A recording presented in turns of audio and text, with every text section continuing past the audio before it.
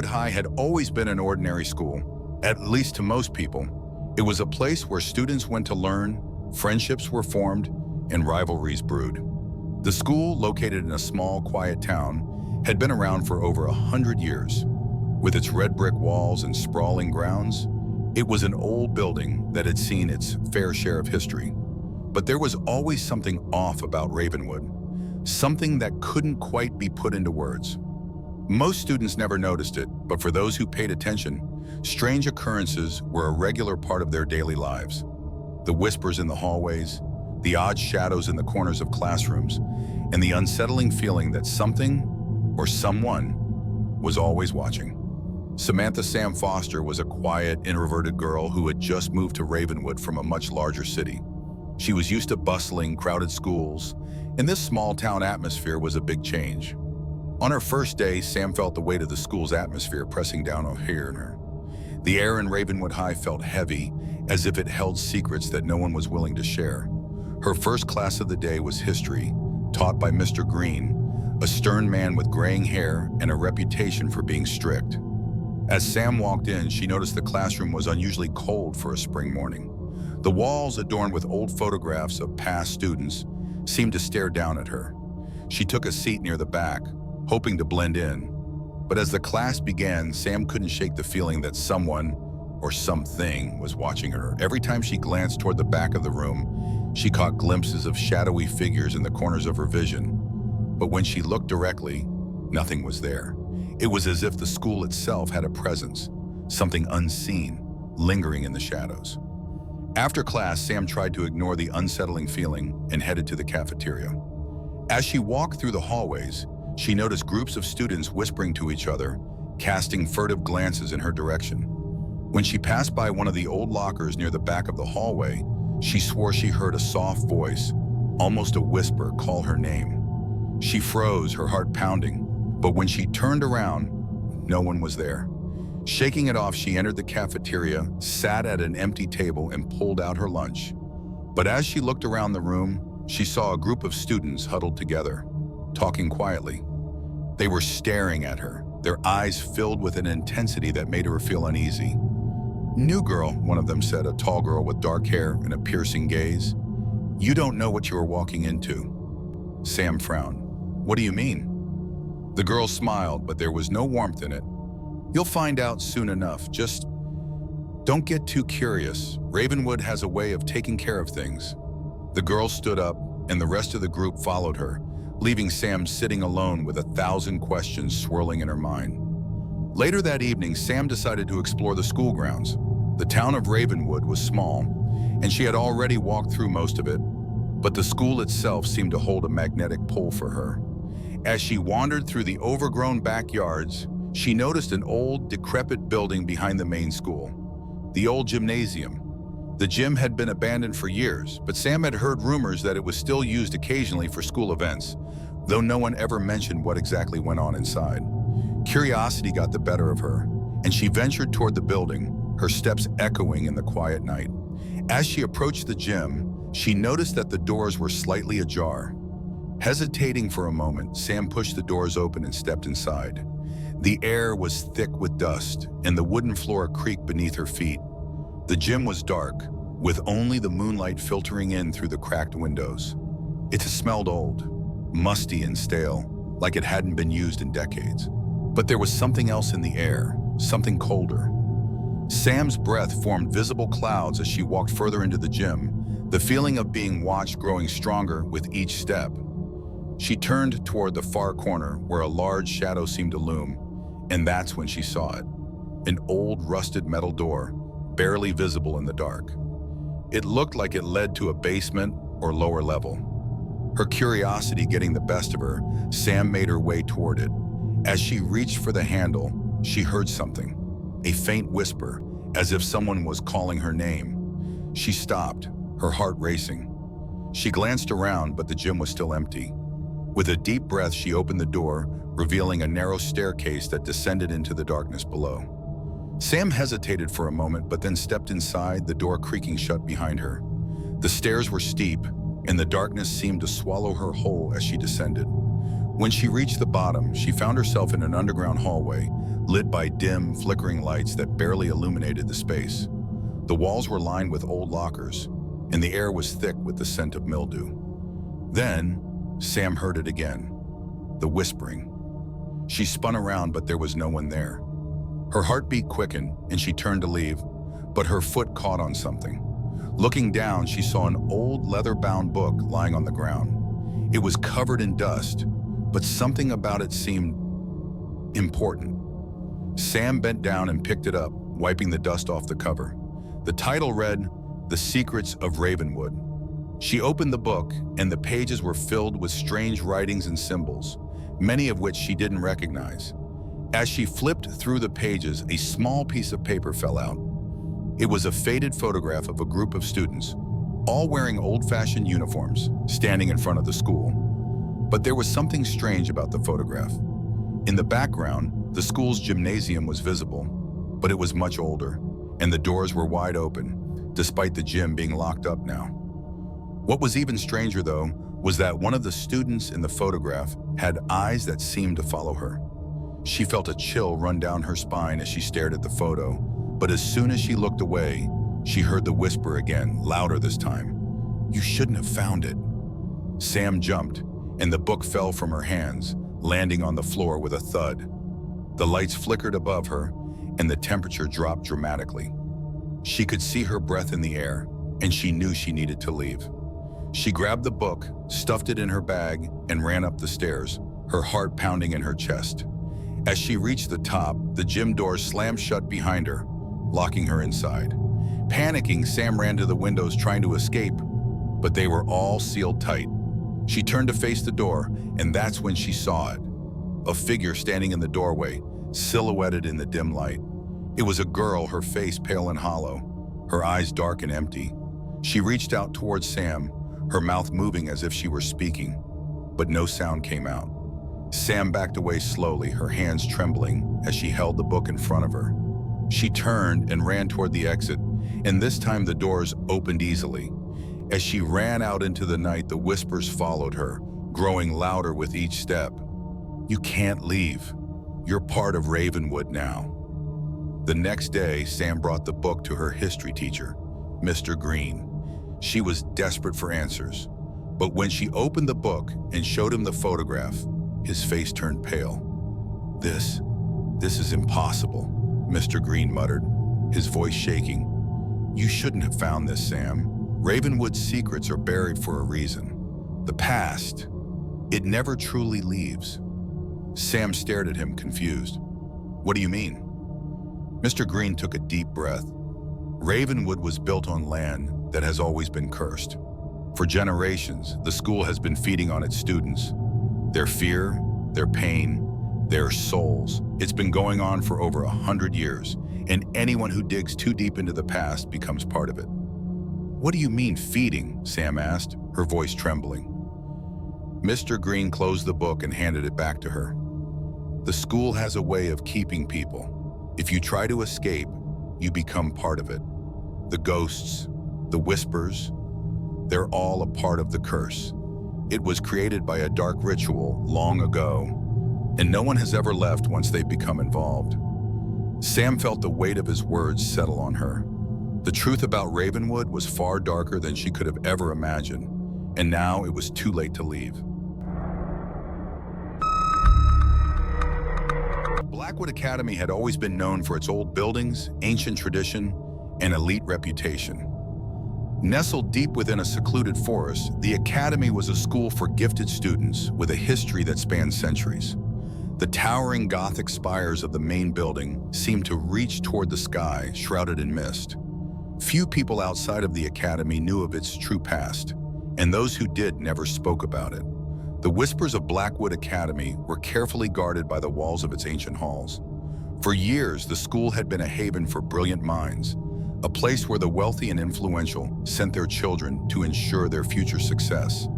But in the shadows of its grand reputation, something darker lurked, something older than the academy itself. Alice Winters had always been an outsider.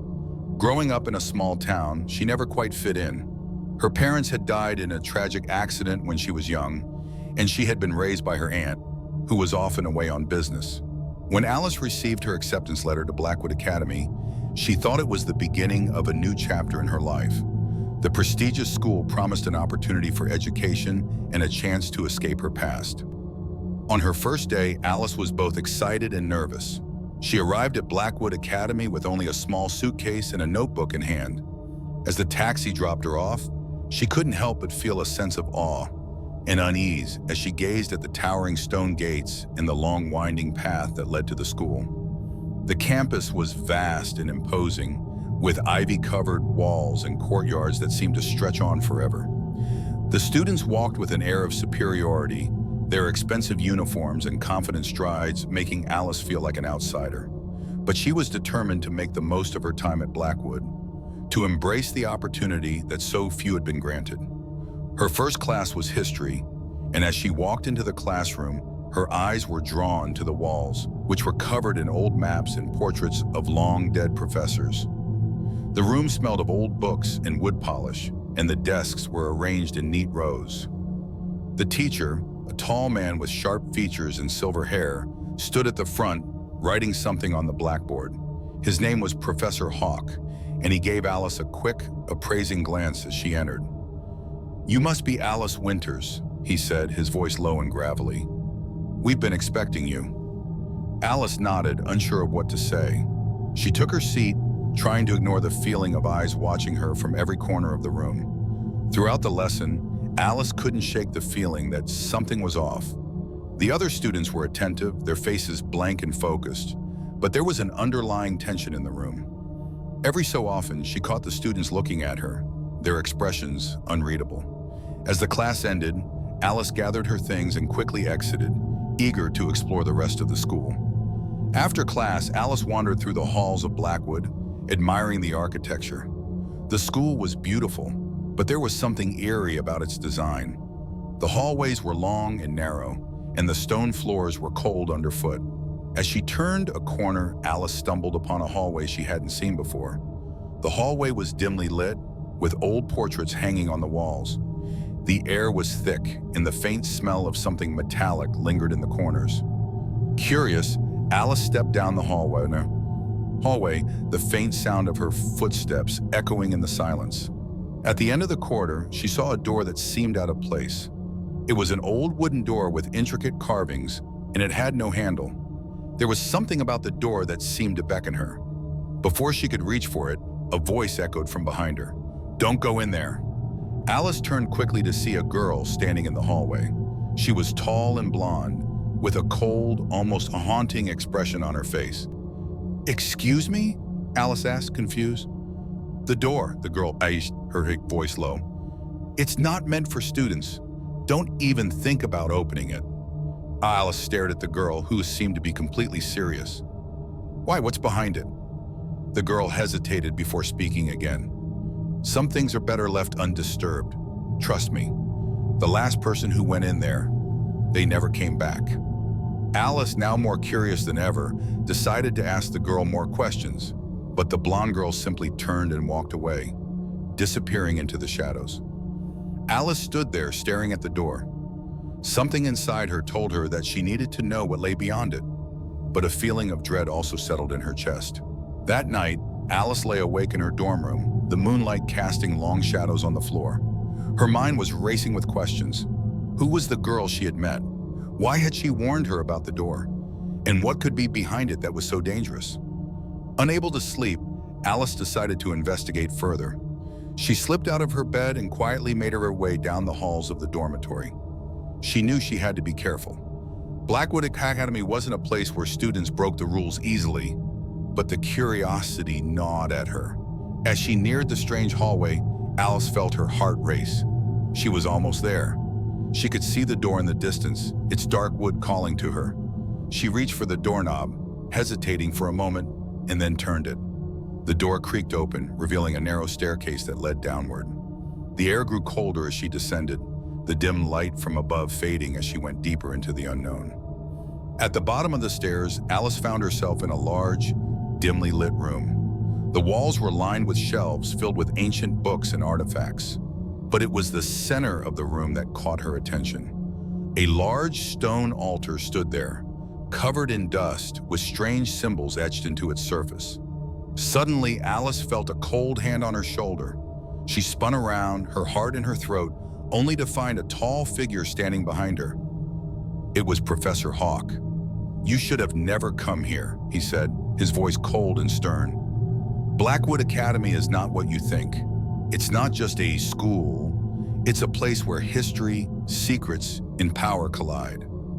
Alice opened her mouth to speak, but Professor Hawk silenced her with a raised hand. "There are forces here, Alice, forces you cannot understand. And the truth behind this academy, behind everything you've seen, is far darker than you could imagine." Professor Hawk led Alice deeper into the underground chamber, where the walls were lined with even more obscure artifacts. He explained that Blackwood Academy had been built centuries ago upon an ancient cursed site. The academy was a front for a secret society that had once sought to unlock the forbidden knowledge of the occult. The altar, he explained, was a relic of this society, a place where students were once chosen to carry on the society's work, a dark work that dealt with the manipulation of life and death. The students who disappeared, Professor Hawk said, weren't accidents. They were part of the society's experiments. Some students willingly participated in these rituals, while others were taken. Alice felt her stomach turn as she processed the professor's words. "So, what happened to them? Where are they now?" Professor Hawk's eyes darkened. "Some are still here, trapped in the school's depths, bound by the rituals of the past. Others have become something else. The door you found is part of the old ritual chamber. No one is supposed to enter it. If you had gone any further, you would have joined them." Alice stepped back, her mind racing with disbelief and fear. "But why tell me this?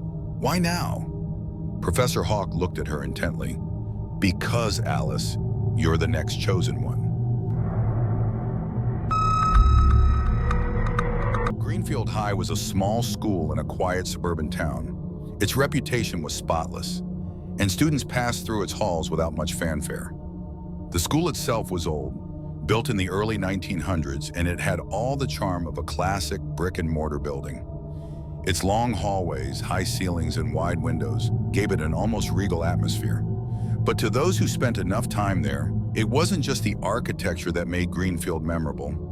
There were secrets, and secrets had a way of becoming alive. At night, the school was silent. Empty classrooms, echoing hallways, and the faint rustle of wind against the old windows. But there was always someone keeping watch. It was the school's night guard, Carl Winters. Carl had been working at Greenfield High for years, ever since he left his job as a police officer. He was a quiet man in his 50s, with graying hair and a rough, weathered face. Most people barely noticed him, and that was just how he liked it. His job was simple: patrol the school, make sure nothing was out of place, and lock up after the last late-night club or sports practice. Most of the time, Carl walked the halls alone, and he preferred it that way. There were a few rumors that floated around about Carl, but they were never spoken about openly. Some said he had been a detective before taking this job. Others whispered that he had a dark past, one he was trying to forget. No one knew for sure, but most students and teachers respected him. After all, he had a way of making people feel safe, even when the night was thick with silence. But there was something else about Carl Winters, something darker that only a few people had ever seen. Sarah Hartley was a transfer student who had just moved to Greenfield with her father. She had grown up in the city, but after her mother's sudden passing, her father decided it was time for a fresh start. Greenfield seemed like the perfect place for them to settle down. On her first day at Greenfield High, Sarah was struck by how old the building felt. The polished wooden floors, the faded walls, and the distant hum of fluorescent lights gave the school an eerie feeling. It was as if the building had a history, a life of its own, and that history was buried deep within the walls. Sarah quickly made friends, but she couldn't shake the feeling that something was off about the school. There were strange little things, the way the lights flickered sometimes, or how the hallways seemed to stretch on forever. But she dismissed them as normal quirks of an old building. That is, until she started noticing Carl Winters. Every time Sarah stayed after school for a club meeting, or to finish up some homework, she'd see Carl walking the halls. He never seemed to notice her, his face always blank, his eyes scanning the corners of the school. At first, she thought it was just his job, but over time she began to feel uncomfortable. There was something unsettling about the way he moved through the halls, as if he was looking for something or someone. One evening, Sarah stayed late in the library to finish a project. The sun had set hours ago, and the school was bathed in the soft light of the hallway lamps. She was deep in concentration when she heard the familiar sound of Carl's footsteps in the hallway. This time, however, they were followed by a strange sound, a low, almost inaudible scratching, like nails against wood. Curious, Sarah quietly stood up and moved toward the door. She peered out into the hallway, but Carl wasn't there. The hallway was empty except for the distant sound of the scratching, which seemed to be coming from the far end of the corridor. Instinctively, Sarah walked toward the sound, her footsteps soft on the old tile floor. The hallway stretched out before her, and as she walked, the light from the lamps seemed to flicker more frequently. She couldn't explain why, but the air felt heavier the farther she walked. At the end of the hallway, Sarah found the source of the sound, an old storage closet. The door was ajar, and inside, the darkness seemed deeper than the surrounding shadows. The scratching noise stopped as she approached, but a cold chill crept down her spine. She stood there for a moment, unsure of what to do. When she heard the distinct sound of footsteps behind her, she spun around quickly, but Carl was standing at the far end of the hallway, staring at her. His face was expressionless, his eyes cold. "Are you lost, Miss Hartley?" Carl asked, his voice low and gravelly. "No, I was just checking something," Sarah stammered, trying to compose herself.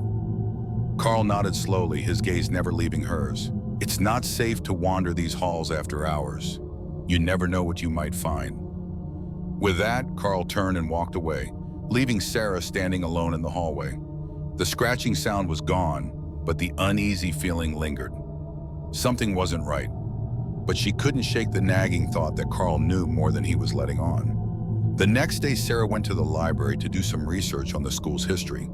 She found an old yearbook from the early 1900s and began flipping through its pages. The photos were faded, the names barely readable, but there was something intriguing about the faces.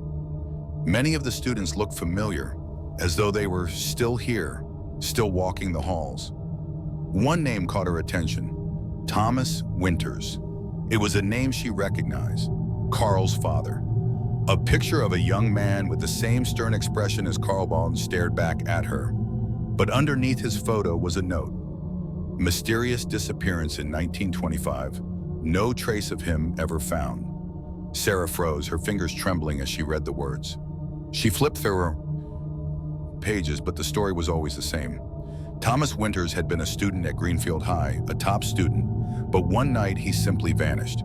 No one knew what happened to him, and his disappearance had never been solved. Sarah closed the yearbook, her heart racing. She couldn't help but wonder if Carl knew the truth.